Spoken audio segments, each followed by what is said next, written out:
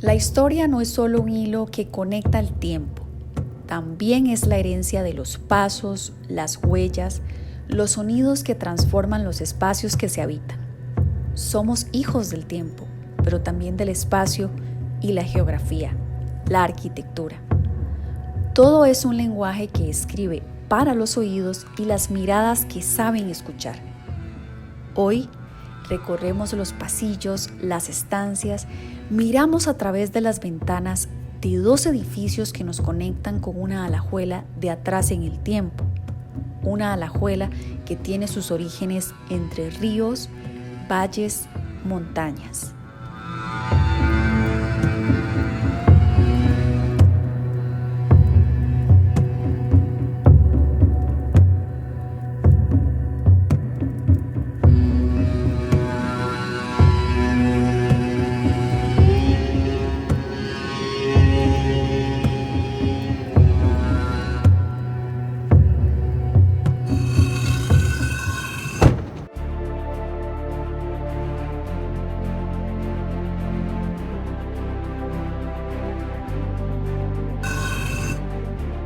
En realidad sabemos que la zona de Alajuela ha sido habitada por seres humanos desde hace unos 10.000, 12.000 años, primeramente por cazadores y recolectores nómadas que pasaban, digamos, yendo para Sudamérica. En la zona de Tueta al sur tenemos un sitio arqueológico a lo largo del río Itiquís, que son varios petroglifos rituales, como la famosa Piedra de los Soles y otros que hay por ahí. Pero esa fue una cultura lejana. Aquí han vivido muchas culturas y civilizaciones diferentes que se han ido desplazando una a la otra conforme van llegando. Y ya para cuando llegaron los españoles, esta zona era habitada por la cultura de los huetares, que eran un pueblo de la cultura chibcha, de los que vienen de Colombia y de Panamá. Y ellos llegan y se establecen acá como en el año 800 después de Cristo, y ellos desplazan a la cultura anterior. Y ellos forman aquí, digamos, ya para cuando llegan los españoles, aquí hay 2 grandes reinos, o 2 grandes cacicazgos, que es el reino huetar de Occidente, que es el que es regido por el cacique Garavito, que rige desde lo que es Curridabat hasta Quepos, ¿verdad? Y Alajuela forma parte de esta zona. Eso no quiere decir que aquí solo viven huetares, aquí viven otros pueblos que son tributarios de los huetares. Por ejemplo, en las tierras altas tenemos a los botos, y en las tierras, por ejemplo, costeras tenemos a los indígenas quepos, que igual son tributarios de los huetares. Esta gente va a ser muy importante durante la conquista, porque ellos van a ser la principal resistencia del Valle Central contra la llegada de Juan de Caballón y la construcción del castillo de Garcimuñoz. Básicamente esta gente le va a dar resistencia fuerte, y eso los va a forzar a trasladar el pueblo al reino huetar de Oriente, que es lo que estaba en Cartago, donde ahí se encuentran como unos aliados. En gran parte la conquista de América se dio porque los españoles supieron buscar aliados que fueran enemigos de los enemigos. Muy posiblemente aquí había una aldea indígena por el mismo motivo que los españoles y los colonos se establecieron acá, que es el Río de la Maravilla. El Río de la Maravilla ofrece a cualquier grupo humano una fuente de agua confiable todo el año. En Alajuela hay muchos lugares como Itiquís, Tacares, muchas palabras que tienen un origen nativo, autóctono, que están dispersos por todo el centro y sus alrededores, que básicamente son como un legado que nos quedó ahí. Alajuela surge por una serie de factores. Primero que nada, está junto al camino principal de Costa Rica, o sea, ya está en la vía principal. Aparte de eso, está justamente en un lugar donde está un río súper confiable, que es el río de la Alajuela, el río Maravilla.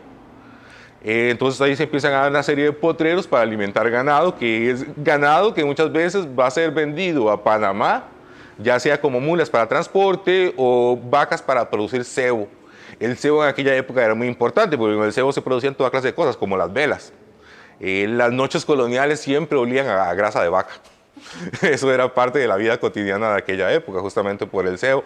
Y Alajuela se especializaba en eso, justamente, en involucrarse en ese mercado. Tenemos esos mismos pueblos indígenas, especialmente los tices y los catapas, que son encomendados a un personaje que se llamó Francisco Corajo. A pesar de que se habla mucho de esa encomienda de los tices y catapas, Francisco Corajo también había recibido 100 seres humanos de la zona de Talamanca y 100 seres humanos de la zona de Garavito, del área que hoy comprende lo que conocemos como Esparza. Fallecido Francisco Corajo, aparece en escena su hijo, un personaje también muy interesante en Costa Rica, militar, que ya conocía esta zona porque él había liderado una de las entradas militares a la zona de los Votos y ya conocía la fertilidad del suelo y ya conocía aquí. Y él solicita al juez de residencia, Velázquez Ramiro, que venía a juzgar las actuaciones de Anguciana de Gamboa, invoca dos procesos. Uno, solicita si la encomienda que fue dada a su padre es legal. El juez falla que sí, y una vez con esa determinación, él solicita la encomienda como herencia, pero con una característica muy particular. Él dice que él no quiere los indígenas de la zona de Ara, de la zona de Talamanca, ni los indígenas del Pacífico. Él solo quiere los pueblos de Catapas y los Tices, y aquí viene el elemento interesante, con sus barrios y estancias. Estamos hablando de tierras. En un lapso de 50 años, que no hay evidencia de que García Ramiro Corajo haya comprado tierras aquí, pues aparece en 1657 el muy famoso y comentado testamento de doña Juana de Vera y Sotomayor, que es ni más ni menos que la viuda del sargento mayor García Ramiro Corajo, con una hacienda a la vera del río Alajuela.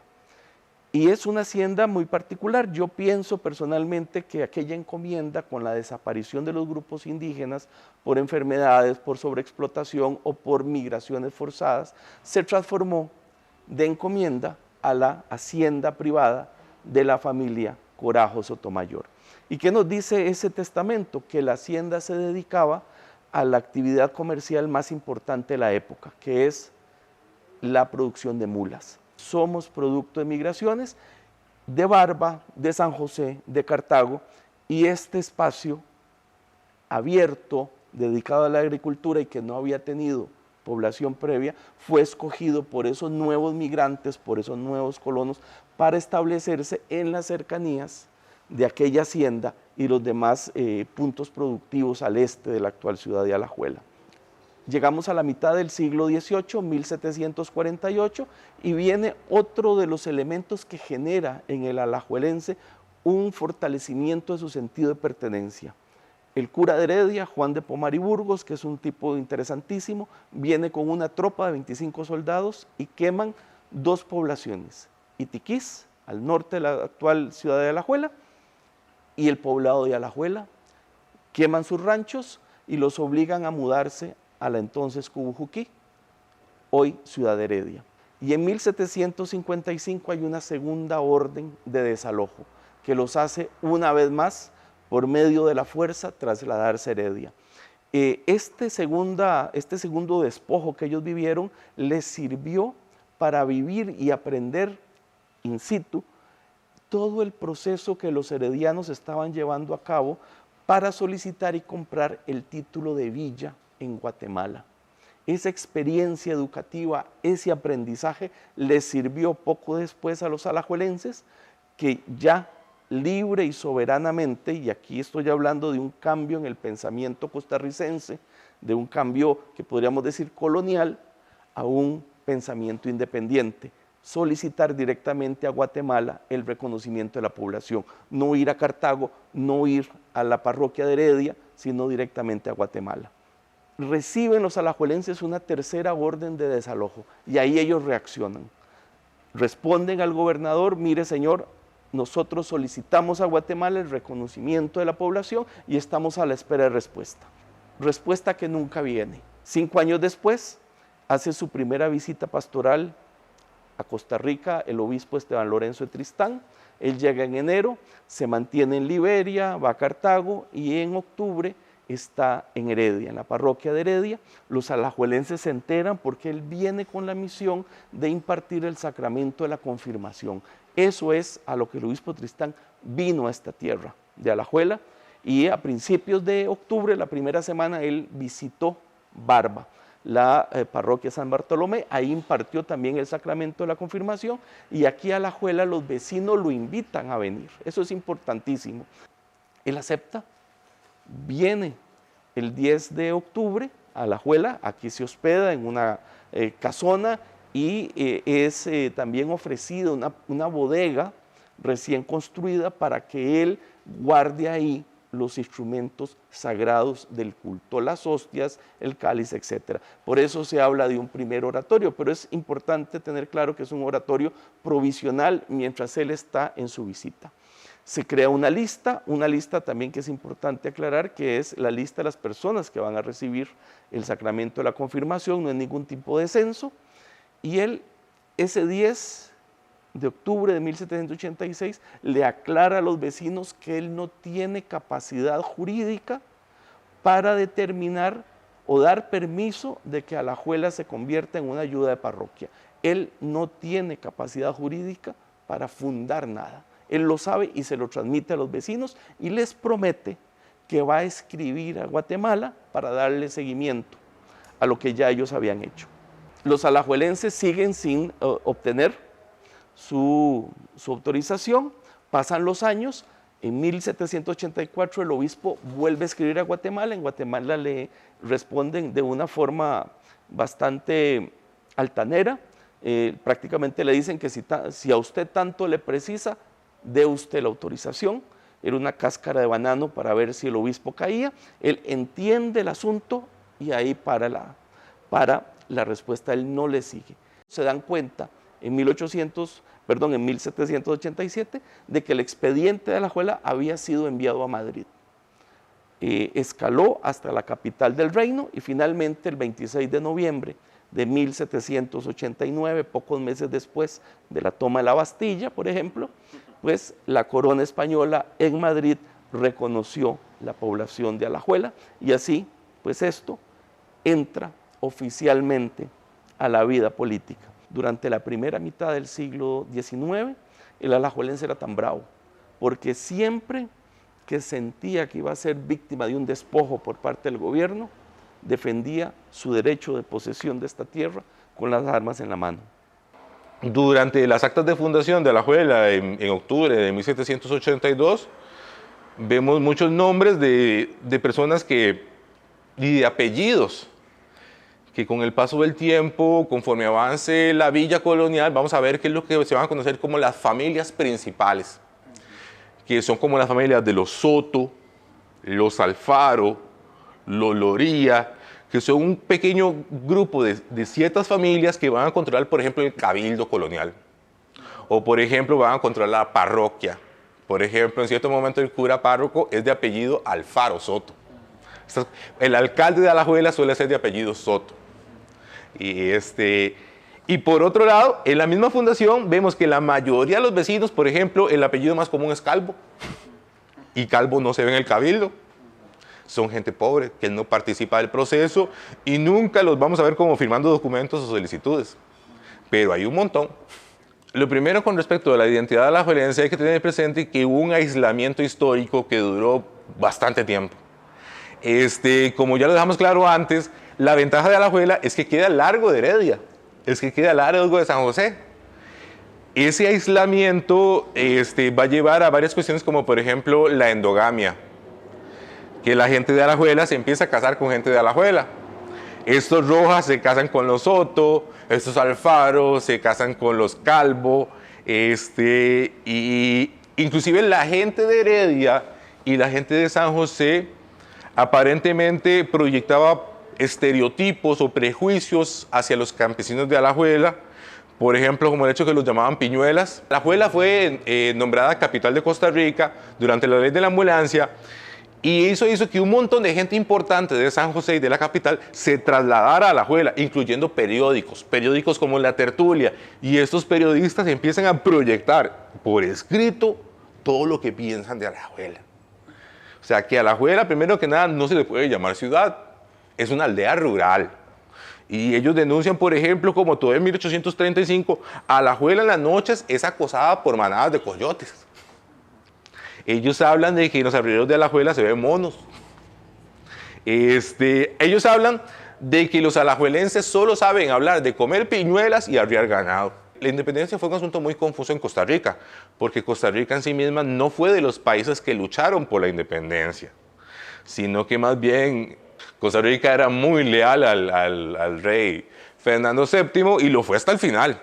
Entonces cuando llega a la independencia es algo muy confuso, porque en gran medida la gente no lo quería y la gente no sabe qué hacer con esto.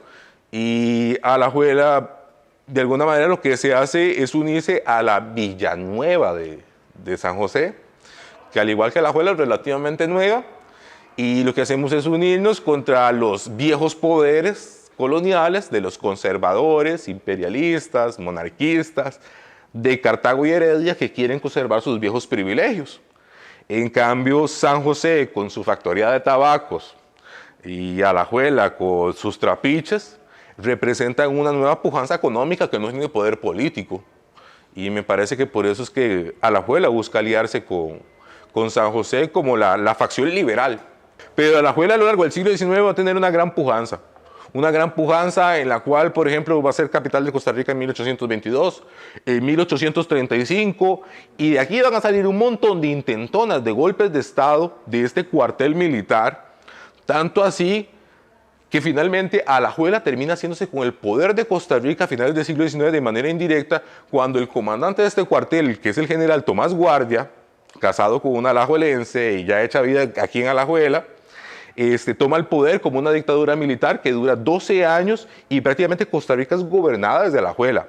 Y no solo eso, el señor le hereda el poder político a su pariente, a Próspero Fernández, y después Próspero Fernández se lo hereda a Bernardo Soto Alfaro. Ojo, Soto Alfaro es el mismo grupo dominante de Alajuela del periodo colonial, y así vemos como Alajuela controla Costa Rica como durante unos 20 años seguidos.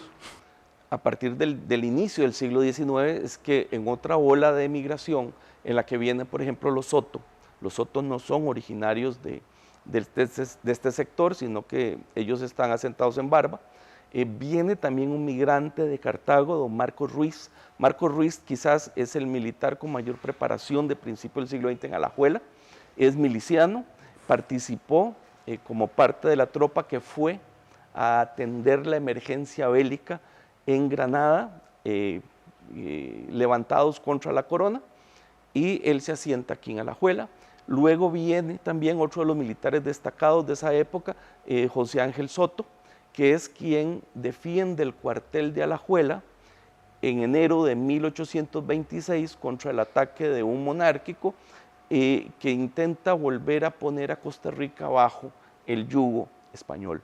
Aquí se detiene, huye hacia el norte, es capturado en lo que hoy conocemos como San Pedro de Paz, y esa misma tarde de enero es fusilado en San José. Pues por supuesto el otro gran militar que también es un migrante, Gregorio José Ramírez, que tiene mucha relación con el dueño de la propiedad donde actualmente está el edificio de lo que conocemos como el antiguo cuartel. Ahí vivía don Antonio Figueroa, que era militar, era uno de los jefes militares alajuelenses, bueno, valga la pena aclarar, de la milicia alajuelense, pero también tenía autoridad en el puerto de Punta Arenas, y eso facilitó que Gregorio José Ramírez pues, se embarcara en uno de los barcos de don Antonio Figueroa. Aparecen militares muy interesantes que son los hijos, que son militares que vemos en esa segunda mitad del siglo XIX y un poco más allá, que son los que nacen en Alajuela a principios del siglo XIX. Militares tan interesantes como Florentino Alfaro, que en Alajuela es un personaje, un nombre muy potable. También encontramos aquí en Alajuela a don Tomás Serra, otro general, otro comandante de este cuartel, que participó en la batalla de la Angostura. Don Concepción Quesada, que fue uno de los que entró al cuartel de artillería escondido en una de las carretas que iban llenas de guate durante el golpe de estado de Tomás Guardia, y es otro de los militares alajuelenses. Así que hay una gran tradición también militar. Mi abuelo en 1948 fue el jefe militar de la Casa Presidencial durante el golpe de estado. Así que en Alajuela hay militares desde principios del siglo XIX que se destacaron no solo a nivel local, sino a nivel nacional. Otro ejemplo, don Gilberto Paniagua, comandante del cuartel de Alajuela, que tuvo una misión secreta con una tropa alajuelense que fue enviado a la isla del Coco a desalojar a un grupo de ingleses que estaba ilegalmente buscando el legendario tesoro. Por un lado, hay alajuelenses que son muy conservadores, que son muy católicos o muy evangélicos, o que son muy elitistas. Hay una clase alta aquí, ¿verdad? Pero al mismo tiempo tenemos una clase humilde que tiene una visión completamente diferente del pueblo. Una clase sencilla que inclusive quisiera escapar de aquí, en busca de oportunidades en otro lugar. Entonces, en realidad hay mucho que pensar.